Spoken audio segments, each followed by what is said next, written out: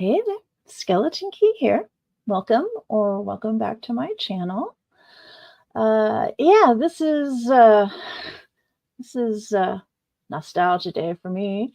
I'm going to be talking about two readathons. Well, one's just a nostalgia-thon, the old school April nostalgia-thon, and also the TBR Clear Out Readathon. I'll get to those. Yeah, so I've got all my 80s stuff going. And yeah, I know my skin is a mess. This is a very bad skin day, week, month, whatever. So yes, just ignore my skin. It's bad, I know. But no, I've got, and it's not Hello Kitty, so there's no licensing issues to deal with. But and this is a Chad Parker piece, so but it's all nice and sparkly. But yeah, if you want to see how silver jewelry like this is made, check out Chad Parker Silversmith on YouTube. I should link that below. And not a sponsor, but yeah, he does great work and he does tutorials and yeah, it's amazing. And if you're local, he teaches classes too. So but anyway, I've got yeah, and you know, just big fake rock, and that's very 80s. I have a ton more 80s jewelry, but it's in a box somewhere. It's like it's in that bottom box, I bet. Yeah, I'm not going there. Got my pink sparklies and brightest pink I could find. And my college class ring, Drury College, class of 91. So yes, I am a child of the 70s and 80s. So yeah, so the old school April nostalgia-thon also goes into the 90s, and there's a lot of the 90s stuff. I'm just like, I don't know what you kids are talking about. Yeah, I'm still not entirely certain what a Mighty Morphin Power Ranger is, so I'm gonna gloss over a few things, and hopefully you can help me with that.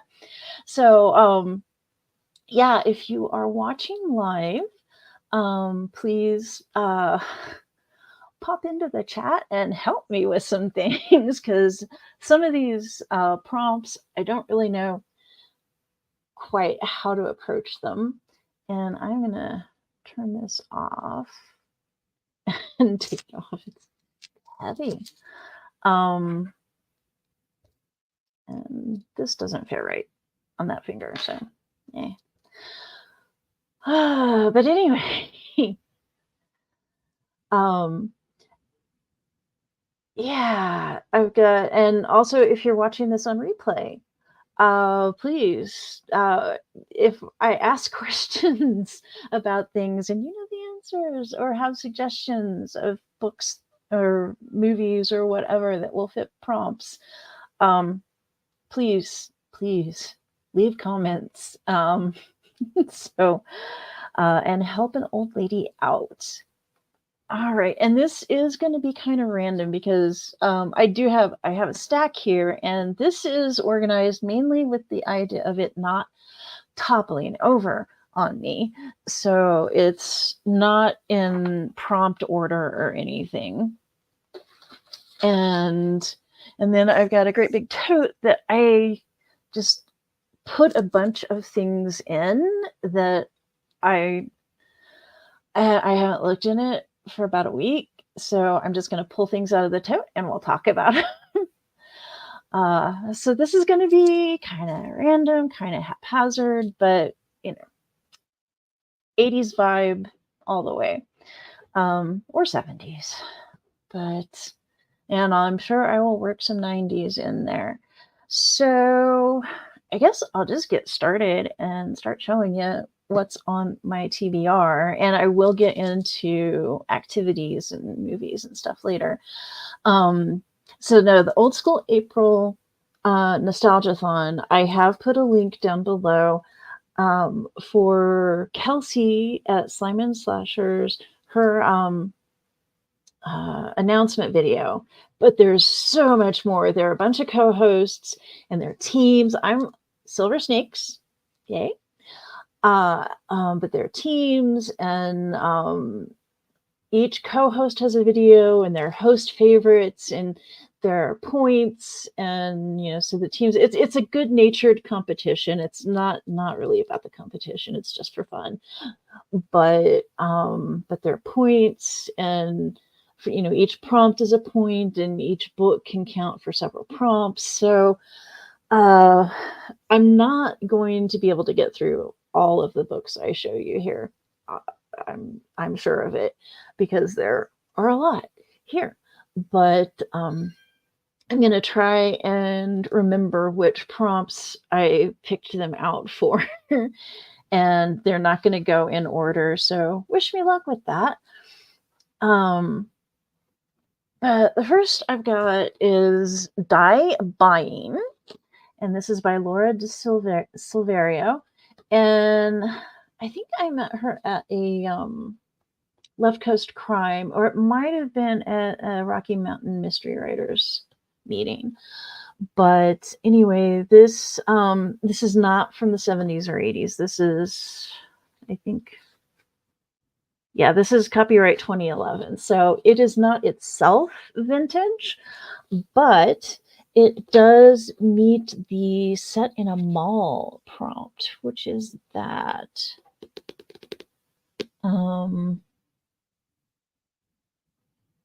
And now I can't find it, but there is a prompt to read a book with a mall setting. And so this is the Mall Cop, the first book in the Mall Cop series. And there's, a murder mystery. So now this one is vintage. I have started reading it, and honestly, not really caring for it. And I have watched the original movie, but not the remake. And this is Carrie by Stephen King. And this is an old copy. I'm not even sure where this came from. But it's copyright 1974, and this edition is from 1975. This is an old copy. It's pretty damaged. Somebody took a pen and scribbled, and so I'm sure it's not worth anything, but as a vintage item, but it's got the movie tie-in. Was that 75? No, that was later. Okay, so this is the first Signet printing was in 1975, and this is a Signet copy, but this is the 21st printing of the 1975 edition. So this probably came out after that, and it has 8 pages of movie photos. They're black and white, of course, because it was 1970 something. So but I have seen the original movie. I don't know if you've seen the remake. Let me know if it's worth watching. I might watch it sometime. I don't know, but the writing is kind of awful. But I will. I have a goal to finish this book, so I will try it. Now this is not vintage, and this is You is for Undertow by Sue Grafton. So I am almost done with Sue Grafton's alphabet series that ends with Y. And so these, she started writing them in the 80s, and then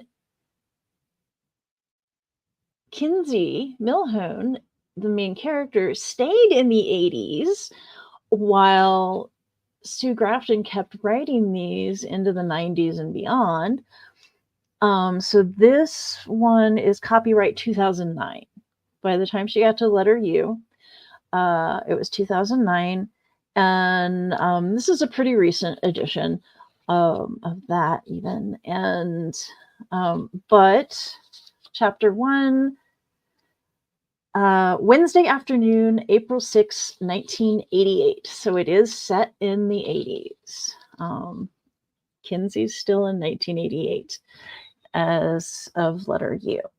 I've really enjoyed this series, and I have met Sue Grafton at a Malice. Was it a Malice or a BoucherCon? No, it was a BoucherCon.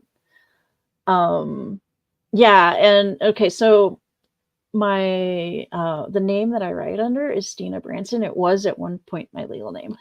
And anyway, the elevators at that hotel were super, super slow. And so, we'd all be like bunched around the elevators in the lobby. And one time, Sue Grafton was, she was standing right next to me, but, kind of across from me. And she looked at my name tag and, she said, Stina Branson, that's a great author name. So my author name has been like vetted by Sue Grafton. So I'm keeping it. Now this, I am not familiar with this movie. This is from the 70s or maybe even the 60s. Okay, so the book is copyright 1970, and I think the movie came out in 1970. And this is one of those where it's not clear. It's considered a novelization of the movie, but it's sort of like Argylle. Well, Argylle's not a good example, but there's another one that just came out, Damsel, that it's the screenwriter and the novelist were both like kind of taking notes from each other. And so the novel came out just a little bit before the movie, but they were kind of, it's not so much a movie novelization as they just kind of worked off of each other. And this is Love Story by Eric Segal. And I don't know anything about it. Apparently it's a love story. I'll take it at its word that it's a love story, which means it's probably not. But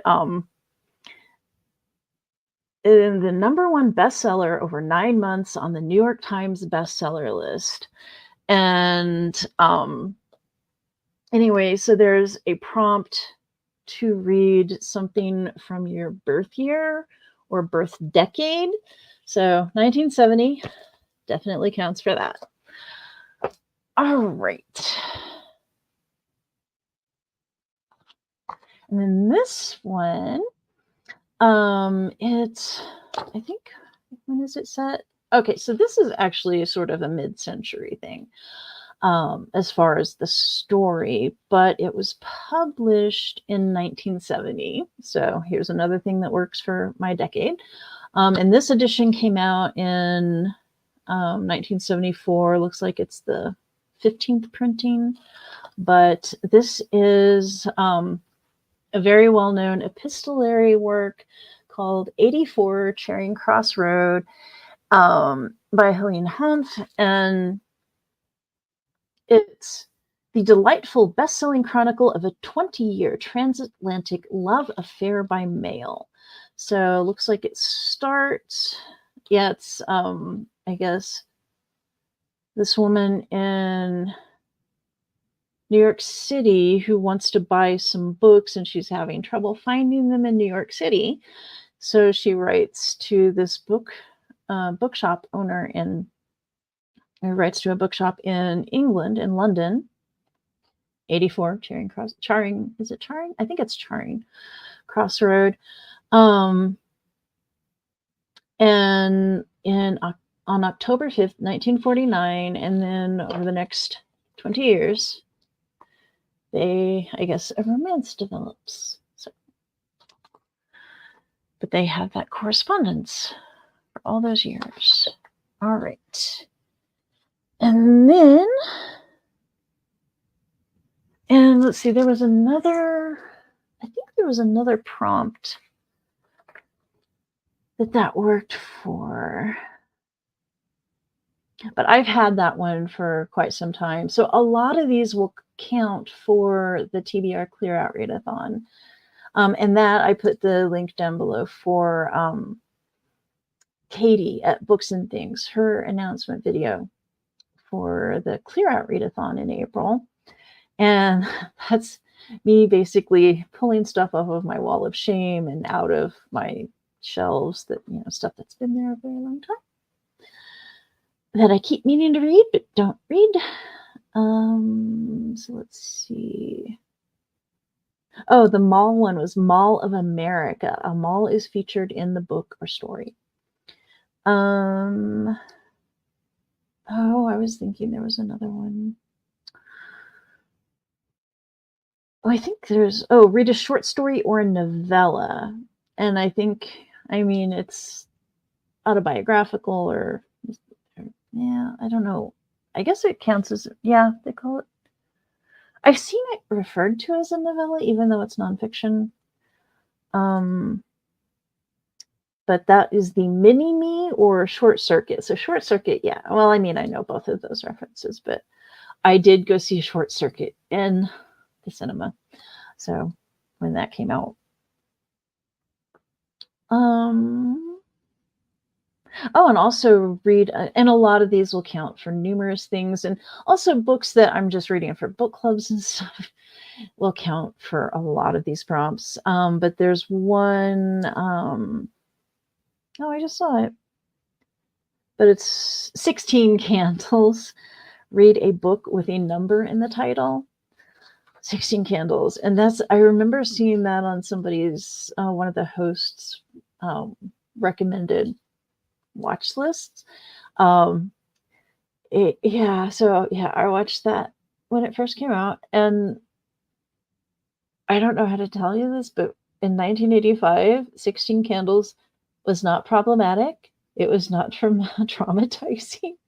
It was really romantic and sweet. And yeah. And so now you know why Gen X is really, really screwed up. Okay, so now here's one that this is a classic. This is, can you see it? A Tale of Two Cities. And I have audiobook. I have like 2 different versions. I have an illustrated ebook version and just a plain ebook version. And so yeah, but this is the fancy Easton Press thing that I inherited a bunch of these from my mom. And I probably have a paperback somewhere, but this is A Tale of Two Cities. So that counts for number in the title, counts for more than 3. Yeah, it's well over 300 pages. So that's larger than life. Counts for that. And let's see.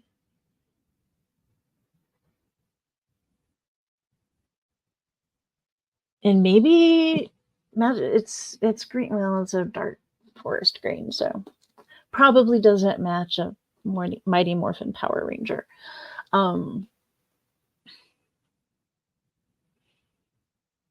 Read a book written by a British author, Britpop, British Invasion. This is by Charles Dickens. So yay. Counts for that. And now we get to, this is on,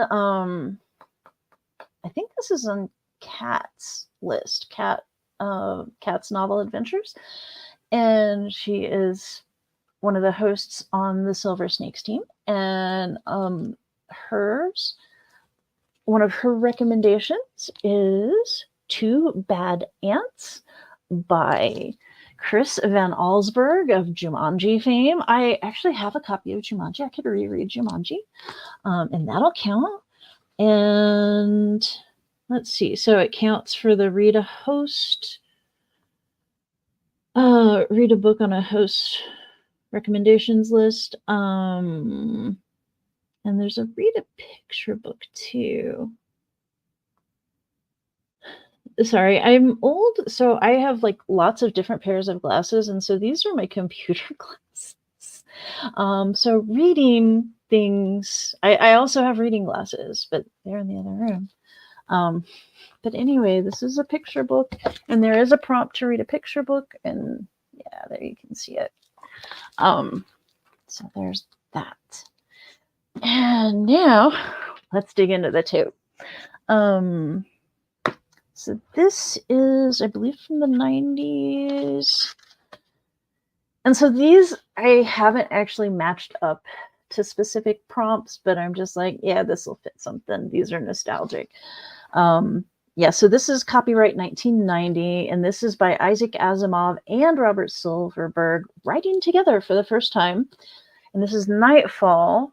And my first husband actually started reading this to me, but his voice always put me to sleep, so we didn't get very far. But I somehow managed to get a paperback copy of this, or this might be one of Brian's books. I'm not sure where exactly this came from. But anyway, this wound up on my shelf, so yeah, I'd like to read that. And it's probably over 300 pages. Yep, it's over 300 pages. And this, I actually got this at a little free library, or well, neighborhood library. And I do probably still have my original copy that I got in like 1982. And I tried reading it, and I was like, yeah, this is gross. I was a little young for it yet, but I don't know, that didn't stop us Gen Xers. We read whatever the hell we felt like reading, and nobody stopped us. Yeah, I read lots of Stephen King, but this is Flowers in the Attic by V.C. Andrews. But I got it from a book club, one of those, because yeah, when I was like 12, I was in the I got the Mystery Guild, because my mom let me do it, and maybe I was a little older, because I think I had a checking account, so I might have been 13 or 14. But yeah, this, and I've read articles on VC Andrews since, since after she died, and her life was just so messed up. I feel really bad for her. But yeah, this is the famous incest book that all the teen girls were reading in the 80s. So the 70s and 80s. So when was this? Yeah. 1979. But yeah, I have like a Mystery Guild copy somewhere, but no idea where. But I saw that in the neighborhood library box. I'm like, yeah, I gotta do that. And now I've got to figure out how to put things over here so nothing topples over. I'm gonna do that. All right, what's next? Okay. This is like one of my favorite authors from my childhood. And he wrote a lot of stuff for like middle grade and YA. And I think most of what I've read was middle grade, but also, and I was looking for Secrets of the Shopping Mall for the shopping mall prompt, but I don't think I have that anymore. I probably put it in a garage sale at some point. But this is by Richard Peck, and this is Through a Brief Darkness, and this is a very, very abused copy. It will probably fall apart as I read it, but this is from 1973, and looks like this is supposed to be like psychological horror, or is she kidnapped? I'm not sure. What is it saying? I've never read this one, but it doesn't give a synopsis. But anyway, it's like she's taken from her boarding school and told to there's a family emergency, but then she realizes she's been kidnapped or something. I could be wrong about that. I'm just kind of going off what I remember. But yeah. So that'll be interesting. And then this is part of my all right, now, first of all, I will acknowledge that, yes, I know this author a lot has come out about her, and she was just generally not a good person. But yeah, there's no, this project does not support, well, she's dead for one thing, but does not support her in any way, financially. And I started doing this Darkover series. I was doing vlogs, and I haven't been able to do vlogs for a while. I do want to get back to that, and but I probably will try to get this read. This is actually from the 60s. This is copyright 1964. But it's The Bloody Sun. It's a Darkover series book by Marion Zimmer Bradley, who is, yeah, she's not a good person, was not a good person. But, and so far, so I've been trying to read through the series because my husband bought a bunch and it's like, oh, this is a cool series. And at a used bookstore. And then on the Buy Nothing group locally, I got a bunch from somebody. And then I thought, oh, I've got almost the whole series here. Why don't I just read? Because I'm sort of a nut about reading things in series order. So, yeah. And this early 60s stuff, I'm not impressed with. But everyone keeps telling me it gets better. I'm going to stick with it for a while at least. So instead of doing a vlog, I'll probably just include it in my weekly book report that I usually do on Mondays. Sometimes it gets pushed to Tuesdays because Mondays get crazy busy really fast. And this is not retro, but one of the other readathons that I've kind of looked at and might do, and I can't remember what it's called, but it's like a horror readathon. And this is Out There Screaming, and this was a book club pick for, I don't remember which book club, one of the BookTube book clubs. And I didn't get it finished, so I will probably read at least some more stories in this.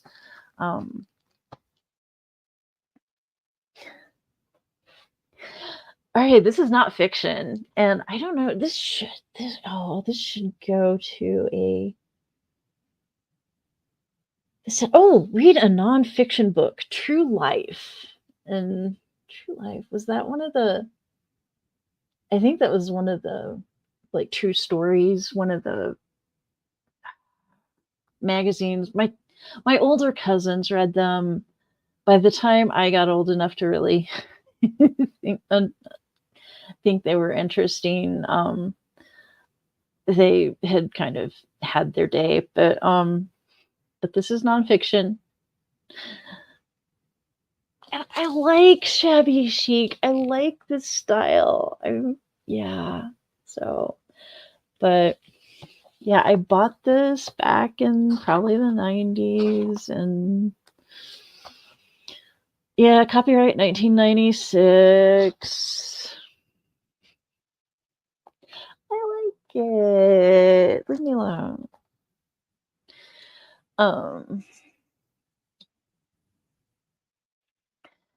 Then this, where was it? There was a prompt to, like, oh, here it is. Free Willy, read an animal attack book. This isn't that. Or a book featuring an animal companion. And this, what year is this from? This is a library discard from, so apparently I got this when I was living in Missouri. This is copyright 1995, so this is vintage from the 90s. This is a library discard, Cat's Paw. by L.A. Taylor. For generations, the Gliven men have tended the lighthouse, but now Miranda Gliven is losing hope that her husband will ever return to keep the beacon bright. It has been many months since he left Gwenhead to carry out a secret assignment for the governor, and his letters stopped long ago. So Miranda sets out to find the man she loves, accompanied only by a golden cat who stays faithfully at her side. So, definitely an animal companion book. And I've had this a very long time.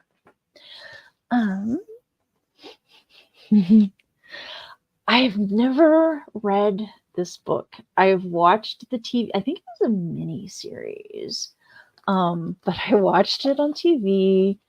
And let's see, this is from 1982. And Stephanie Powers from Heart to Heart. Oh man, maybe for the watching challenges, I can find some old episodes of Heart to Heart online somewhere. That'd be cool. But Stephanie Powers played both of the twin roles. And so this is about this is Deceptions by Judith Michael. And I also have the sequel, which is I think called A Tangled Web. And but anyway, it's about this woman and her twin, and they lead very different lives, but one of them, and they have this game they play sometimes, and ever since they were kids, because they're so hard to tell apart, and they would switch places for like a day or a class or something.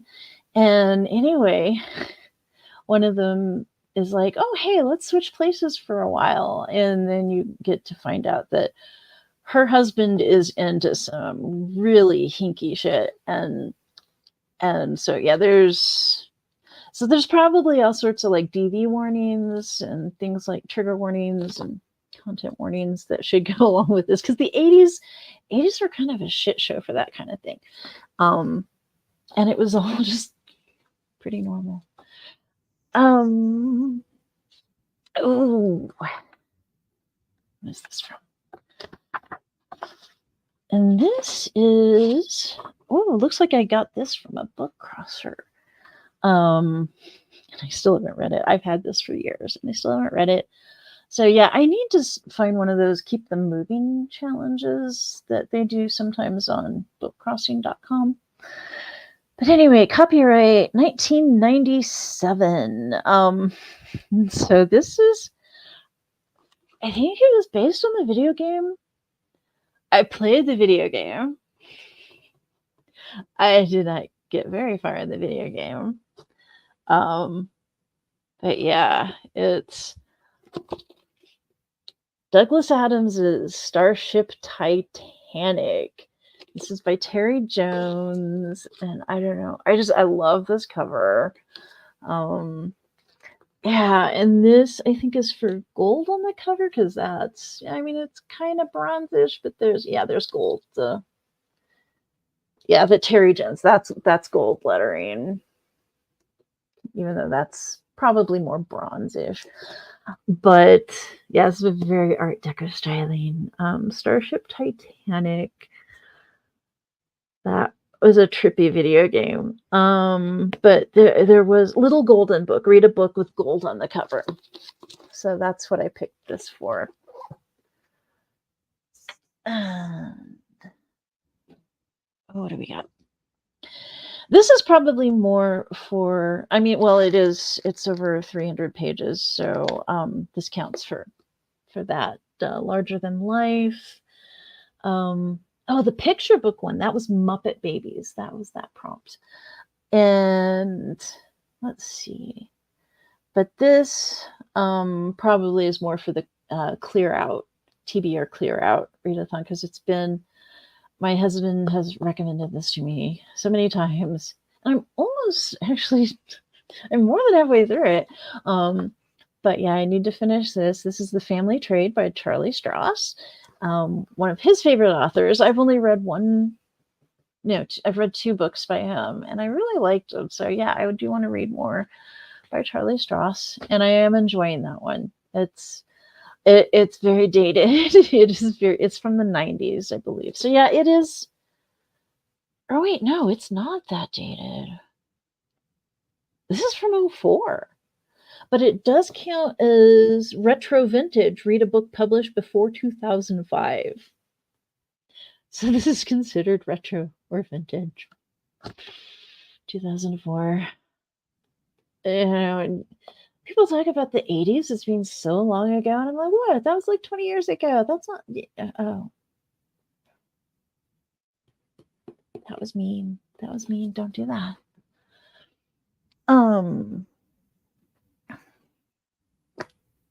And then this, the sorry cat.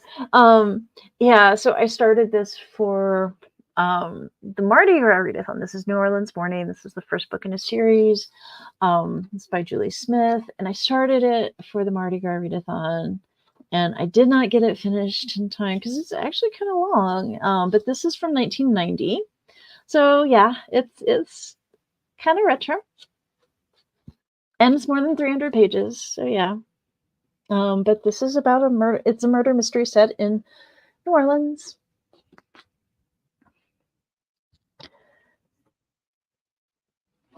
And here's another book from my birth decade. This is Ringworld by Larry Niven.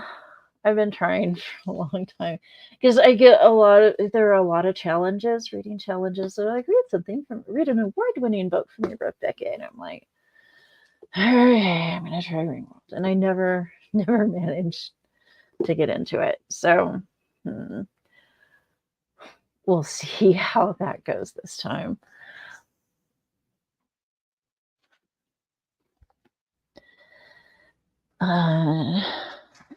This is from, I've read the first 2 books in this trilogy. I'm told that the 3rd book just gets really wacky and weird. This is from the year 2000, and this is The Amber Spyglass by Philip Pullman. The 3rd book in the trilogy, and of course now there's like a prequel book or something that doesn't sound interesting to me. But yeah, I do need to finish this trilogy. Okay, that's going to topple. Let's try putting that there. So that Book Jenga. And this is a March read for this month for Genreland. History, food history is the theme for Genreland in March. And but I will select a 1980s recipe from this. It goes up through the 80s. It's the best recipes from the 1900s to the 1980s. This is Baking Yesteryear. B. Dylan Hollis. I love him. And I guess he's got his own cooking show. I saw like a preview clip of it, and I'm like, it took all of his energy away. I liked him better when he was on his own, doing his own thing, because he was wildly entertaining. Still is, because he's still making those, I believe. So let's see, what should I do?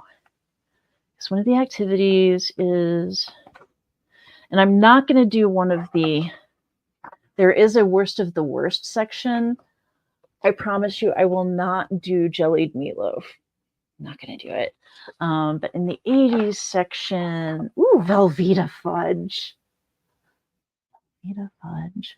Oh, yeah, Velveeta was definitely a thing in the 80s. And yeah,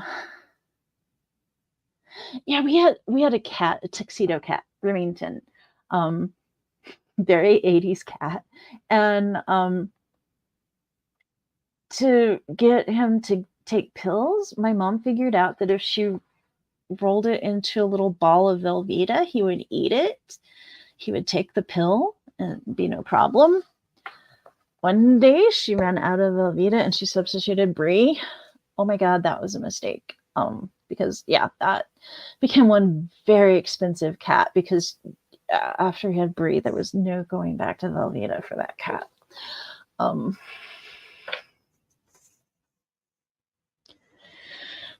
okay, what else we got here? Huh? Oh my.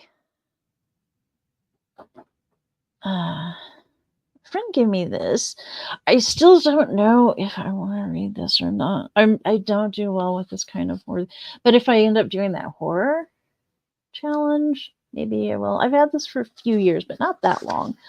But this is from 1988. And this is The Silence of the Lambs by Thomas Harris. I don't know if I'll read it. I'll put it on the stack. There it is. This is a little more my speed. This is Running for Shelter. And this does a song. Is there one to match song lyrics? I don't know.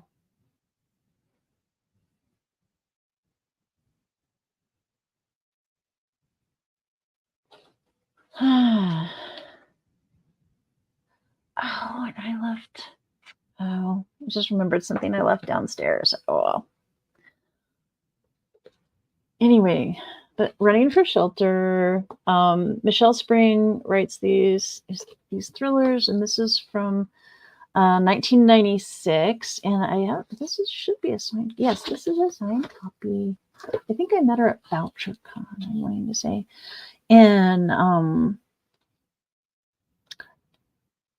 yeah. So they're thrillers, suspense thrillers, and this is the main character is Laura Principal, so they're mystery thrillers, and but the titles all have song lyrics. So let's see, I think it's Every Breath You Take is the first one, and then there's Nights in White Satin and Standing in the Shadows. So that's kind of a cool retro thing. And then, so far, I have not found myself to be an Ursula K. Le Guin fan, but I've had this for freaking ever. A Wizard of Earthsea. And I got this at a thrift store back, probably about 20 years ago. So I've had it a long time, but not nearly as, this is a pretty old copy. What edition is this? Oh my. So copyright is 1968, but this looks like it came from the 19th, either the 19th printing or maybe the 28th printing. Anyway, the 19th printing was in May 1984. So this is definitely a vintage copy. So yeah, I didn't watch the miniseries when it came out. Because I hadn't read the books. I still haven't read the books. And this, when is this from? This is a signed ARC. And so, let's see, I probably got it at a Bubonicon. Yes, in New Mexico, they have science fiction and fantasy conventions named after plagues. Because they have lots of rats and bubonic plague. Yeah, one time when I was working in the sheriff's office, I had a deputy come up to me and say, yeah, they sent me over here to get an exposure form. And I'm like, for what? It's like, I don't know, some kind of plague or something. I'm like, why are you standing at my desk? Anyway, yeah, no, he'd transported somebody to jail, and turns out they had the bubonic plague, so he had been exposed to the plague, so HR had me. Fortunately, it was not my problem. He went to HR, and they took care of it, and I don't think anybody got the plague in our office, so yay. This is from 1994, and this is Brother to Dragons, Companion to Owls. I like the title. I did start reading it, and then I had to pack it for him. But yeah, I've had it a while. So I'll probably just start over because I'm sure it's been a very long time since I started reading it. And is it post-apocalyptic or just a fantasy other world setting? I don't remember. But yeah, it's kind of trippy and pretty cool. And but this is the oldest arc I have. I had thought it was Right as Rain by, I can't remember the author of that now, but turns out no, this is an older arc. But yeah, it's definitely vintage. And I don't know how this is gonna work. Let's put you there. And I don't know if I want to read this. Somehow I got this mixed up with, I think, with Girlfriend in a Coma. I don't know how that happened, but I got this a long time ago. This is Voices of the Exiled, and it's edited by Michael Wexler and John Holm. And this came out in 1994, and it's supposed to be short stories by Gen Xers, and it's supposed to be a better reflection of the Gen X experience or identity than the Copeland thing. What was it? Can't remember what that was called. But somehow I got a whole bunch of stuff mixed up, and I ended up buying this, I think by mistake. But I don't, maybe this is better. I don't know. But it's just been sitting on my shelf since probably 1994.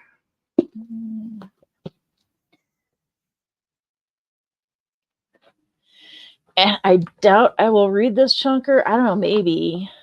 Yeah, I mean, it's very long. It's not over 700 pages. It's only like 640 some pages, but it looks longer. This is Battle Royale.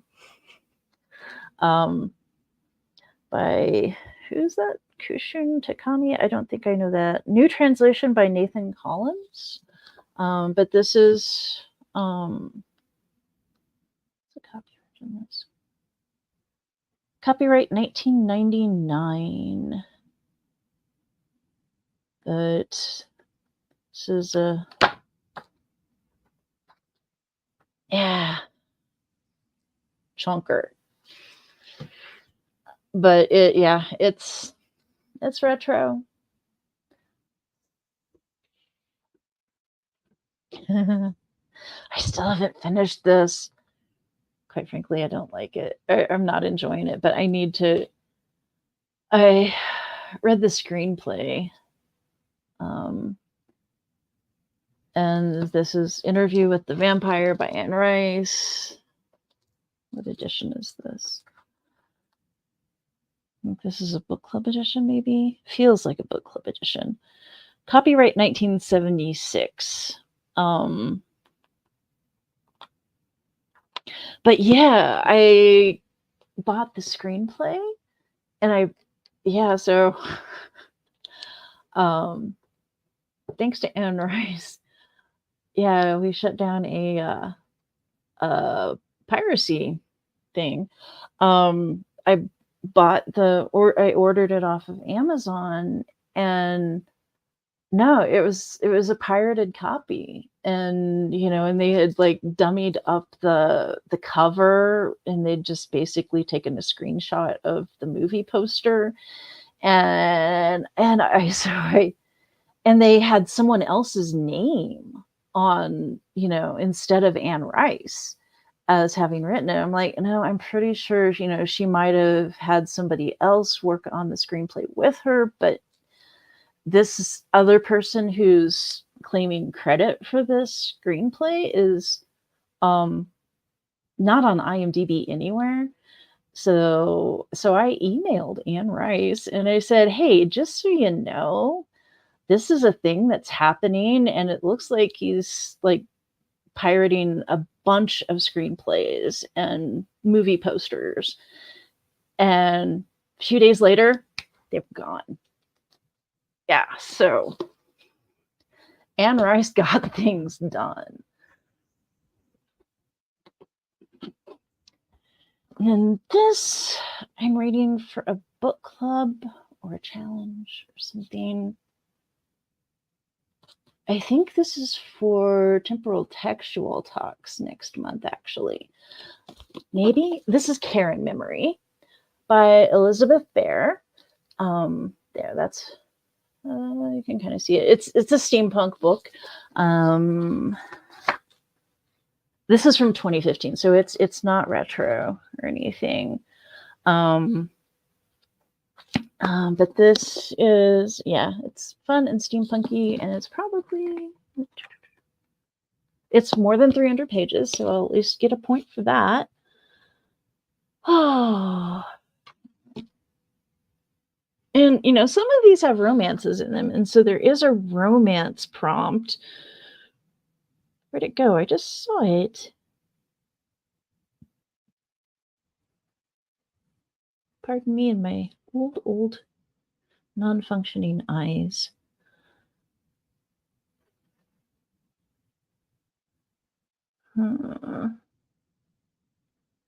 Anyway, there is a romance prompt, and I think this one has a romance in it. But I think it's set in Seattle or thereabouts. Anyway. And then this is from the 90s. It's 1998's The Best American Mystery Stories. Sue Grafton, editor. I mean, that's pretty typically 90s. Otto Penzler is the series editor for the entire, you know, every year. Let's see, looking through the list here. Mary Higgins Clark, Lawrence Block, Edward D. Hoke, Margaret Maron, Walter Mosley, Peter Robinson. Yeah, this is like a who's who of 90s mystery writers. So, I probably won't get all the way through it, but it is long. It's 300 and some pages long. But yeah, definitely want to read this. And I don't know why I ended up with 1998 specifically. I don't know. But I have it.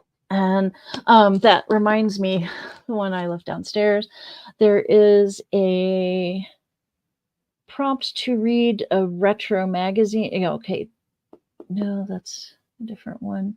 But there is a prompt to read a vintage magazine or a retro magazine. And I have, so I got into my stash of 80s and 90s Alfred Hitchcock mystery magazines and Ellery Queen mystery magazines. And somewhere I've got some like fantasy and science fiction, but no, this box was all mystery. And I picked out, I think it was from 1989, an Ellery Queen's mystery magazine that had Angela Lansbury on the cover. I mean, does it get more 80s than that? And of course, there's a story by Ed Hoke in there, because pretty much until he died, and he probably even had a backlog after he died, he had a story in every single issue of that magazine. He was amazingly prolific and amazingly talented. But yeah, I do have I have a bunch of old Ellery Queens. And so I'll be reading that mystery magazine for that prompt. Okay, getting to the bottom of the tote. And this is probably, doesn't count as nostalgia for most people, but this is the St. Louis Veiled Prophet Celebration, Power on Parade, 1877 to 1995. And I got this for research on secret societies in the Midwest in like the 19th century. And this is nostalgic for me because I was at the 1990. I went to the Veiled Prophet Fair, the VP Fair is what they called it. And the whole VP thing, Veiled Prophet thing, it was a horrible horrible thing. And finally, the city was like, maybe we shouldn't be affiliated with that. But in 1995, they changed it to Fair St. Louis. And it's this big thing on the Arch grounds at the Mississippi River Landing, Laclette's Landing. And, big celebration, 4th of July fireworks and whatnot. And so 1995, I went. I was at a conference that weekend in downtown St. Louis. And so just kind of happened. It's like, well, let's go early and see the VP fair, but Fair St. Louis. And also I attended it when it was still the VP fair in, I think, 1989. So it's, yeah. And I was a BBS girl, and my aunt, who was a sysop for, was it McDonnell? I wanted to say McDonnell Douglas back in the 80s. And anyway, she got me into BBSs, and so I was staying at her house, and that holiday weekend, and yeah, so in 1989, I got on the internet and summoned a ride from a stranger to the VP fair, and we had a grand time, and yeah, they got me home safe and everything. It was great. The 80s were crazy. Okay, I'm at the bottom of the pile. Got 3 books left. All right. So this, I'm actually reading for a different reason, I think. But this is way out there. I don't think it's published that long ago. Yeah, copyright is 2017. But the J. Robert Harris, he was this wilderness trekker. Black dude started doing wilderness trekking in the 60s. That took guts. Man. I started reading this for a book club, and then misplaced it.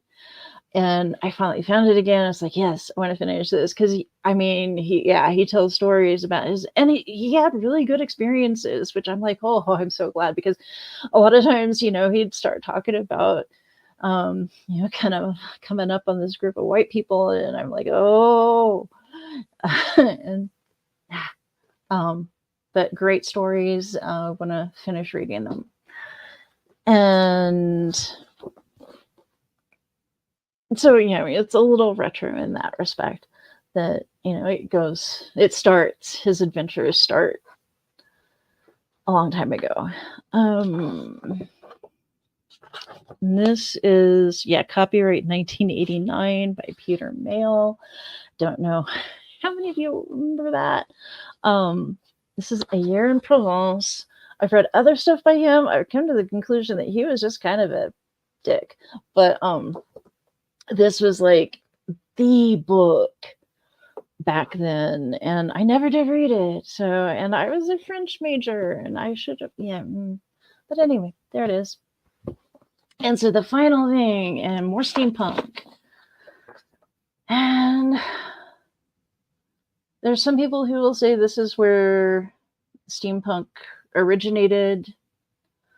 This is copyright 1990. This is The Difference Engine by William Gibson and Bruce Sterling. So big names in the 80s and 90s. Introduction by Cory Doctorow. And yeah.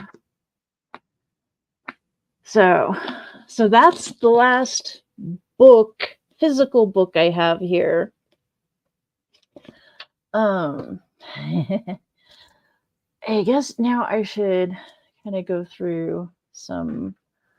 I've got a few ebooks and audiobooks, and I'll kind of go through the list here, because like some of them, I was like, read a Goosebumps. You're in for a scare. Read a Goosebumps book.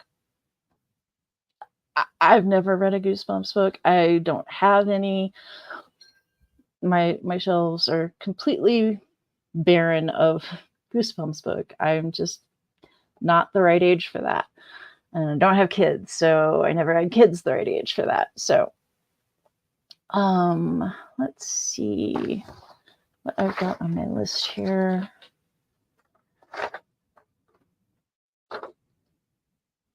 And share my screen.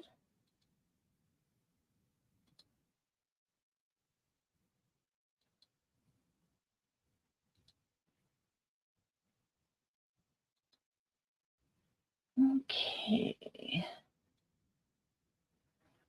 And yeah, if you're just joining me now, yeah, so I just went through a whole bunch of books, and yeah, this is going to be a long video. So yeah, I just hit the hour mark, and I still have a little bit to go. I mean, the books are the bulk of it, but I'll share a few other things here. And take a look at the activities list. But let's see. So yeah, I've gone through a bunch of stuff that I'm planning to read from print, or my physical books. Let's see. And then there's one for something with there's a prompt to read something with neon colors on the cover. So this is what I'm looking at for that. This is Space Opera by Catherine M. Valente. I have had, and so this also counts for my clear out, TBR clear out, because I've had this for a long time, but you've got all sorts of nice neon colors. It looks very 80s. And so it's literally about an opera competition in space. At least that's my understanding. It could be wrong. The Sentience Wars, that's too long for me to go through right here. And then, let's see, I showed you A Tale of Two Cities. Okay, Welcome to the Dead House has got to be one of those prompts that it's like, I do not have any of these. So this is a Goosebumps book. Oh, come on.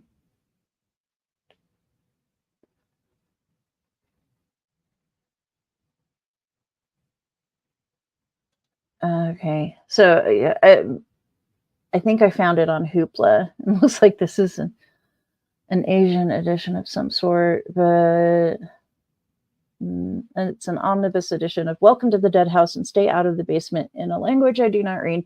But the one on the edition on Hoopla, I'm pretty sure, is in English.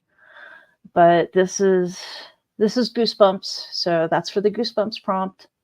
Borrow that off of Hoopla.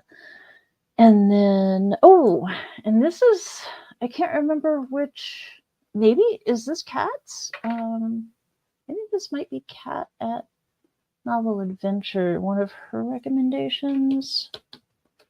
Anyway, it is a host recommendation. And this is The Hellbound Heart, which I actually started to read it's the first Hellraiser book. And I bought the ebook for The Book Was Better book club, and we determined it was about 50-50 whether the book was better or the movie was better. But and I think I managed to read a few pages, but then I couldn't make the book club meeting, and so I just kind of, and it's a novella, so it counts for that too. But this is one of the host recommendations. And I don't have it written down, but Bunnicula, somebody recommended Bunnicula, I think. So, and that's when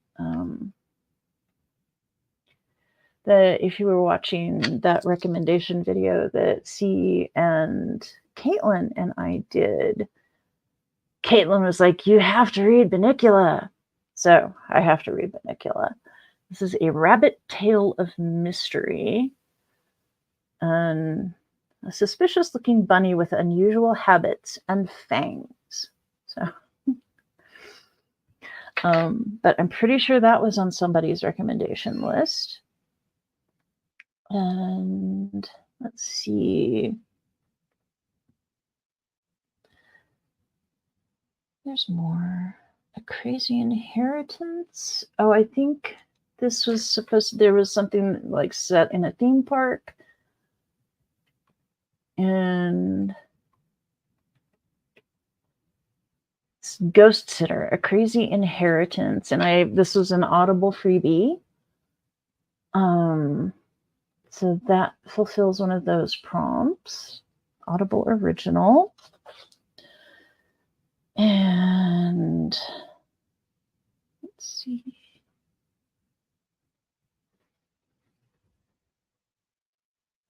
The Secret Path. Oh, I think that's one of those other series, not Goosebumps, but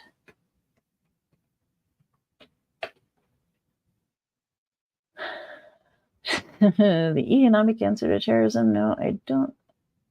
No, The Secret Path. What am I doing? Something about fear.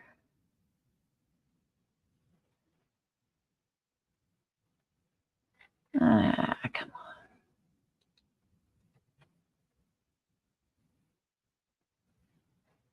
on. Okay, well, I can't find it now, but I think I got it off of Hoopla, or we'll get it off of Hoopla. I'm out of borrows pretty soon here. But Toys Go Out. But I think that was for one of those series, like Fear something or Point Horror. I don't know.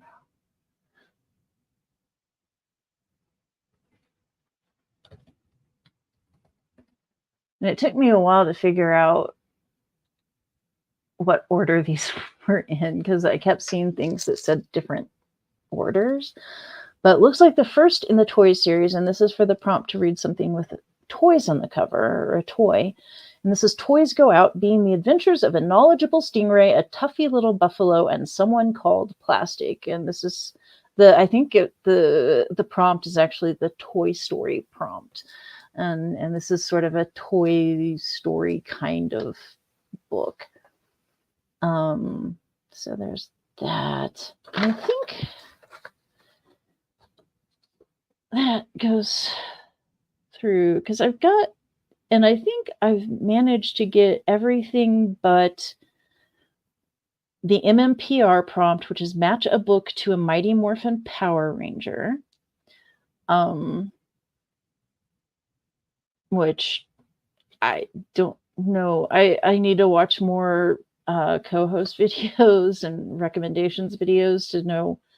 I'm not sure what that means. I am only vaguely aware that Mighty Morphin Power Rangers were a thing, or maybe are a thing. I don't know. Tiger Beat. Read a book that matches a boy band song. I actually tried looking up boy bands, and I think I found I think it was a Rolling Stone article, like the top 100 boy band songs of all time. And, it even like included the Monkees and the Beatles as boy bands. And I think I'd heard of maybe, besides the Monkees and the Beatles, I'd heard of maybe 3 of these bands. Like NSYNC I'd heard of, Backstreet Boys I'd heard of, and I think there was one other that I can't remember that I'd heard of. And then the rest I was like, no idea. Oh, I'd also heard of the Jackson 5. But the rest I'm like, So I don't know. So if you have any suggestions, and I'll watch some more recommendation videos, and hopefully somebody can help me out with this. But if you can help me out with this, if you're watching live, please go into the chat. If you're watching on replay, go into the comments, and please tell me a book that matches a boy band song. Let's see. Oh, and then what? Dang it. Use a letter picker wheel and read a book with a title or author name, first or last, that begins with the letter. And this is the Sesame Street prompt. And I meant to bring up my my alphabet die. Anyway, I'll just do a separate like little short for that then. Add that to my TBR. Oh, time travel. Back to the Future. Read a book featuring time travel or multiple timelines. I am sure some of these do. I don't know which ones though.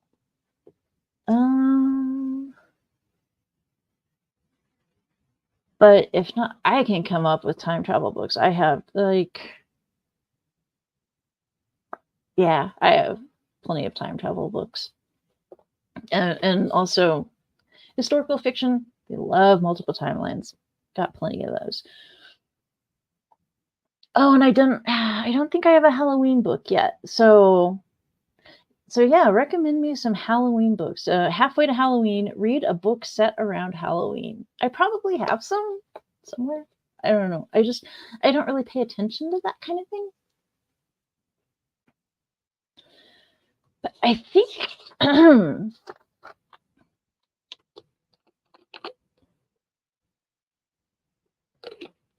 but I do think I have all of the prompts covered except for those ones that I'm still just kind of confused about.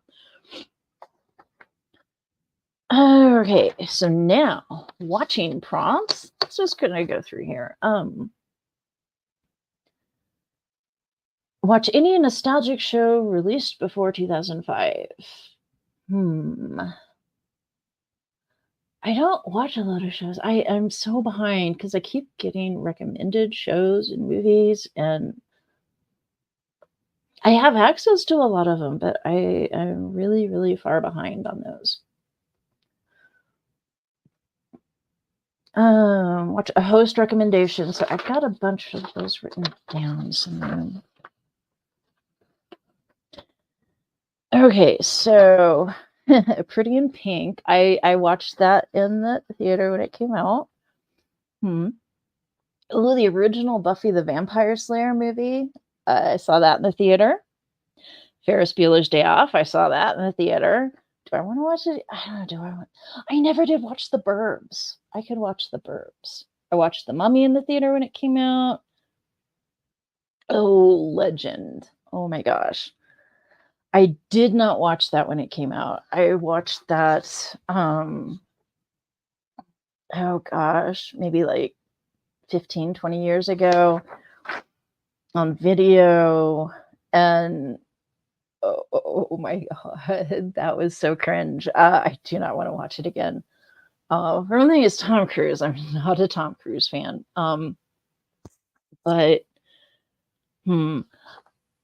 But if you want to see Tom Cruise with really crooked teeth, watch that movie. And just maybe turn the volume down because the synth, the soundtrack, oh my God, it's something. It's something else. I think everyone should be forced to watch Legend at least once. Or just once. Don't want to go overboard on the torture. Brain Scan. I don't think I watched that. So that's a possibility. And I know there, yeah, this whole thing is a lot. So I know they're setting up all sorts of watch parties and everything. And this is going to be an amazing, crazy time in April. Let's see. Oh, Don't Tell Mom the Babysitter's Dead. I saw that in the theater. It came out. An American Werewolf in London. I've never seen that. I should watch that. Okay. Saltburn. I've heard things about this. I've heard this is not a Stina movie. Just not a Stina movie. So I don't think I'll watch that. Elvira, Mistress of the Dark. I think I caught like, I don't know, like there was a TV show that came on really late at night, and I never really stayed up to watch it. It didn't really seem like quite my thing. They're the Crypt Keeper and all that. Yeah, so I don't know. Let's see, Willow. I don't remember if I saw that in the theater, but I have watched it multiple times. I don't know. Should I watch it again? I might watch it again. Who knows? And Goodfellas. I've never watched that. I hear it's brutal, but it might be worth watching. It's definitely on our recommendations list. So hey. Let's see. There's somebody recommended Bunnicula. We Have Always Lived in the Castle. I could do that for a reread.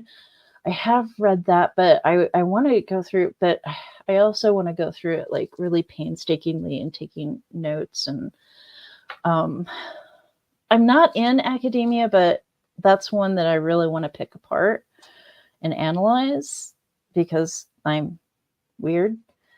The Neverending Story. And that's a Midnight Book Society book club pick. Oh, and Dead 11. That looks like it's a Death by TBR book club pick, so might do that. And those are books. The Dead 11's a book. Neverending Story is a book. I started it, and to be honest, I wasn't enjoying it. I thought it was really boring. Let's see. Oh, the Neverending Story. Autumn Crow High, Fresh Hell. I remember thinking that one looked interesting.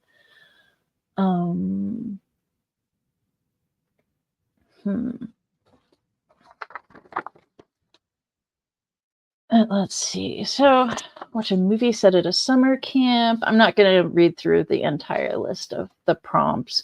Watch a Tim Curry movie. I could watch Clue again. I haven't watched that in forever. Crocodile Hunter. Watch a movie featuring an animal or animals. Another Britpop British invasion prompt. Watch a movie directed by a British director. Yeah, so there's all sorts of fun stuff there. I'll probably just kind of see what's on the calendar for the group. Yeah, and there's a Discord and everything. I go on the Discord and it's like, ooh, this is a lot. The activity prompts. Okay, now, yeah, attend an OSA Discord watch party, and there's all sorts of things that, yeah, you have to be in the Discord to know what's going on. But one thing okay, so there's some to play a nostalgic video game. Ha! I've got the place for you. If you're in Northern Colorado, this is where you need to go. This is totally 80s pizza. I'm going to spend some quality time here in April. And looks, I think these pictures, these must be from the old location on College, but now they're over on Drake, like Drake and, is it Taft Hill or Shields? I think it's Shields, at Drake and Shields, northwest corner. They've got a much bigger location. They've got a little arcade. They have a Ms. Pac-Man console, or cabinet. And I forget what else they have. Maybe Galaga? Oh gosh, I sucked at Galaga. I would just watch my brother play Galaga. He was really good. I mean, we'd go to the arcade and he would like have a crowd watching him play Galaga. Oh my god, the 80s were a strange time. But yeah, so I'll go play some video games there, watch some videos on MTV because they've got the MTV videos going. So I can't take video there because of the music in the background. They'll have, yeah, because anytime I'm in a business, there's always music in the background and I get copyright violation notices. So I'll take pictures. But yeah, they do have a bunch of, it's a pop culture museum, 80s pop culture museum. And so, yeah, they've got the Carbonite, the Han Solo and Carbonite. They said it was actually one of the few, and maybe the only surviving one that they made from a mold from the original movie prop. And it kept cracking. This is the only uncracked one, and they got it. But yeah, they've got all sorts of 80s stuff. Oh god, it was the Reagan era. I love the 80s, but yeah, they've got and yeah, and they have like DeLorean days. People bring their DeLoreans and show off their DeLoreans. But it's a real place. Yeah. And it's really good pizza. And yeah, their phone number really is 867-5309. Some of you will get that. A lot of you won't. That's okay. But please don't like prank call them or anything. It really is their phone number. It took them a while to get it, but it's really good pizza. But that's where I will be spending some time. And let's see if there's anything I'm missing from other things. But yeah, the other teams, so like I said, I'm on the Silver Snakes team. There is the Blue Barracudas team and the Purple Parrots team, but I'm on Silver Snakes with Kat from Kat's Novel Adventures, Coral at Pretty in Paper Cuts, and April, Apple and Alchemy on Instagram. So that's it. And I'm in the Catrix over on Discord. And yeah, there's a bunch of stuff going on Instagram. I don't have a real solid relationship with Instagram. I'll go on there sometimes and do some stuff, and then I just don't for a very long time. So I will try to do some stuff on Instagram because a lot of the activity prompts are to do stuff over on Instagram. So I'll give it a shot. Consume any nostalgic snack or beverage. Please limit to 10 for the whole month. But yeah, that's the Hungry Hippo prompt. Totally 80s pizza, here I come. If any of you are local, let me know, and we'll see if we can get some little pizza parties going. Let's see. And while I've got my screen share up, and this is not really related to Readathons, but this is the BookTube prize. I am not judging this year. I didn't judge last year because my mom had just died, and I was like, no, not taking on a responsibility like that. And then this year I was, still dealing with a lot of that stuff, and I was like, I want to try to get kind of solid on at least doing one thing regularly on BookTube, which, sort of explains why I, have been, it's taken me so long to get to 100 subscribers, and it'll probably take me a long time to get to 200. But I have been very sporadic in my posting, and last year and this year I have not been able to do any vlogs like I used to do, and I'm pretty much limited to shorts and lives like this, and so it's a little strange. It's a completely different experience from putting together vlogs and editing those. and hopefully that will change sometime in the not too distant future. But that's what I'm doing now. So anyway, I'm not judging the BookTube prize this year, but this is the thing, and I probably ought to go in and put a link in the description. But it's just the BookTube prize channel here on YouTube, and there are the opening field, that they announced for the February and March reading was I think it's 48. Yeah, I think there are 48 books in each division. There's the fiction division and the nonfiction division. And I decided, okay, maybe I'm not judging, but I'm going to pick one group and I'm going to do a read along. So even though, the reading for this ends at the end of March, and then on April 1st, people will be putting out their judging order, their ranking videos and everything for how they judged them. Then I will start, comparing.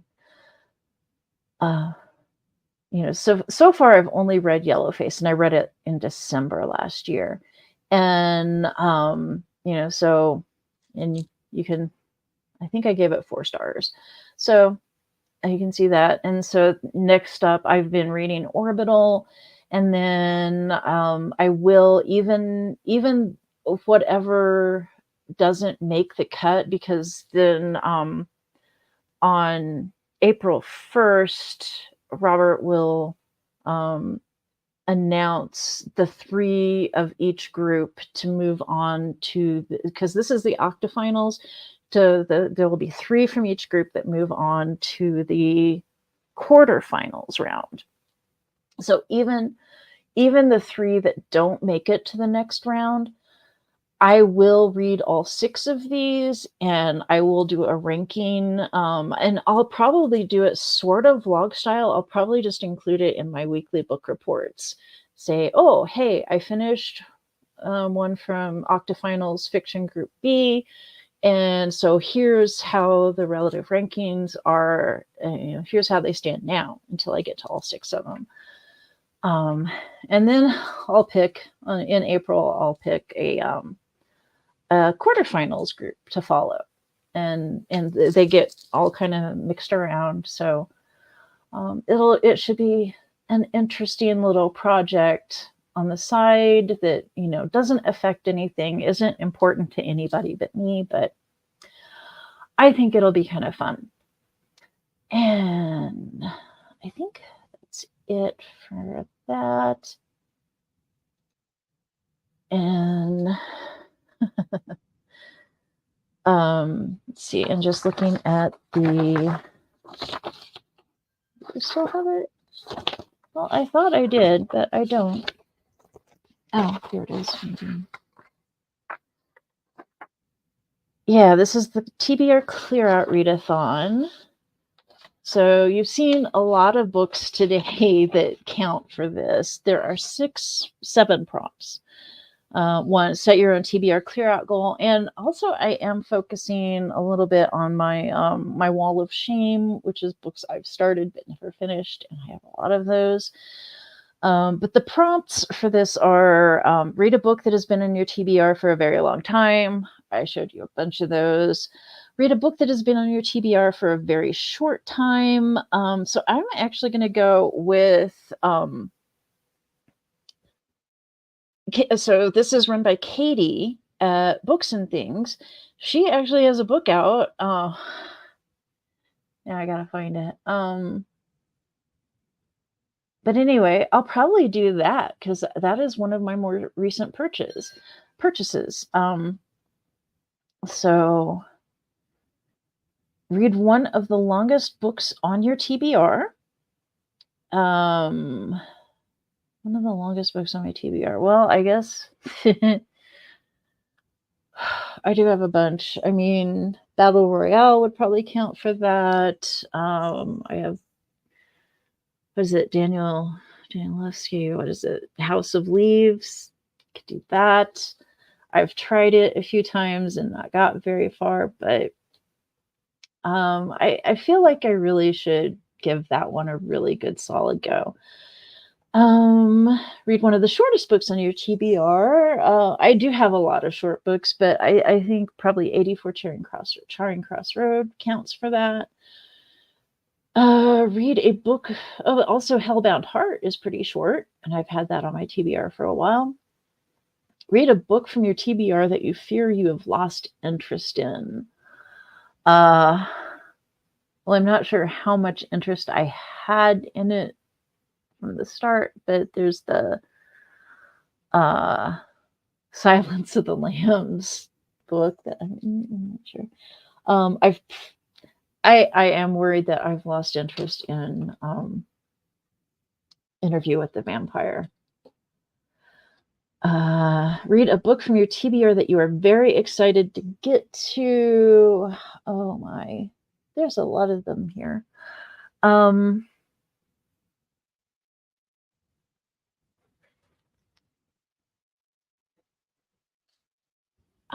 wanting to say Starship Titanic. I've had this one for a very long time, probably about 20 years, 25 years. I don't know. I've had it for a long time, and I just see it there, and it's so pretty and nostalgic. But yeah, I think I am gonna leave it there for now. And yeah, I hope, so I haven't had any comments here live, but I hope to see a lot of comments helping me out or pointing me towards videos, specific videos for some of these things, to help me figure out some of the more youthful prompts, help an old lady out. But in the meantime, yeah, I hope you all have a great April and, a great end to your, wrap up to your March, and hope you read lots of good things and watch lots of good things. And yeah, I think we're going to have a blast in April. Yeah. Am I sounding very 80s? Anyway, have a great time. Talk at you later.